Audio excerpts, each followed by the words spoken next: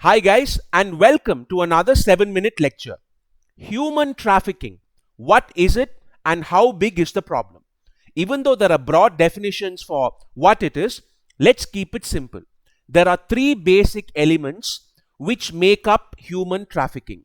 Number one, it should involve the transfer or transport of a person from one area to another.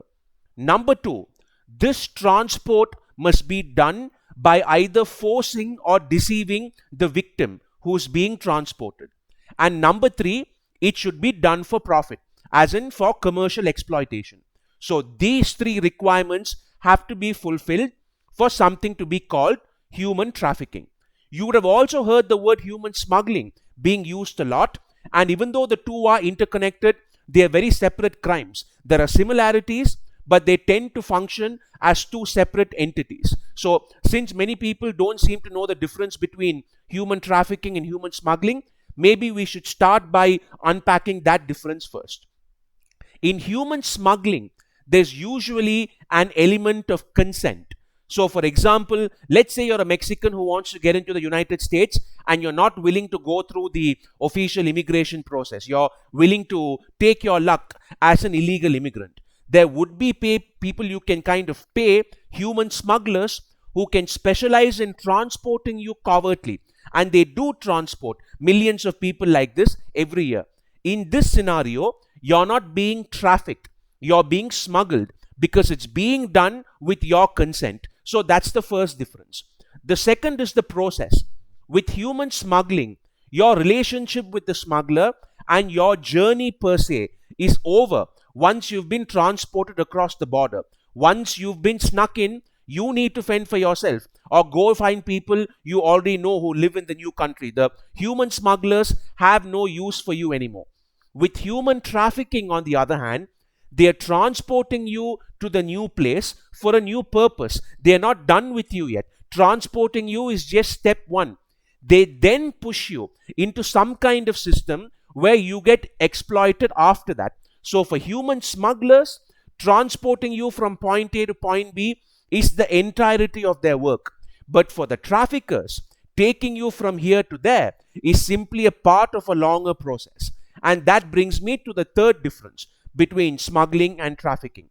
Human smuggling, by definition, has to be across borders, usually across sovereign state borders. While trafficking, on the other hand, can happen internally within your borders as well, as long as some kind of movement is involved. So, while both are considered to be serious crimes, human trafficking is generally considered to be the worst one among most, according to most people. If you look at the most recent UN report on this, people are trafficked for two main reasons and then a bunch of smaller reasons.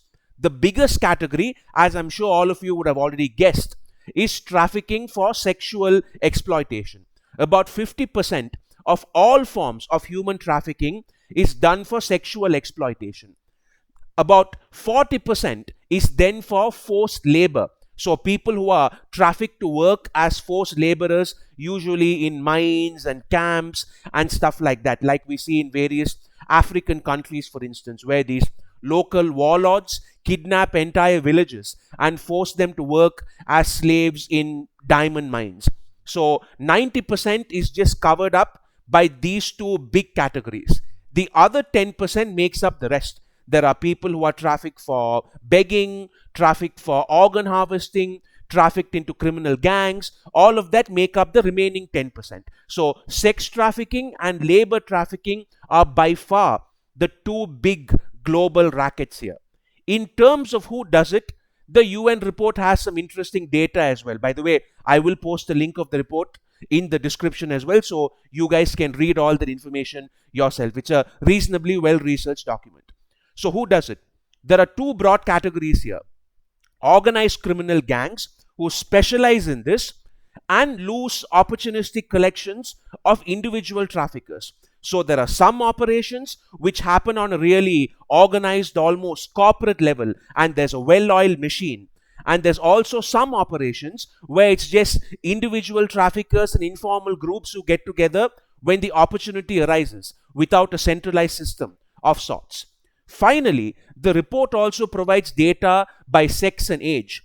About 45% of the overall amount of people who've been trafficked every year, about 45% of them are adult women, about 20% are young girls. So overall, about 65% are female. And in the remaining 35%, we have 20% adult men and 15% young boys. So that's the data. Let's end the video by considering what we can do to stop it. Why haven't we been able to stop this horrific criminal industry? The simple answer is that trafficking is, as I was saying earlier, more often than not an international crime, even though sort of the crossing of borders is not compulsory for something to be considered trafficking. So fighting it by definition has to be an international effort as well.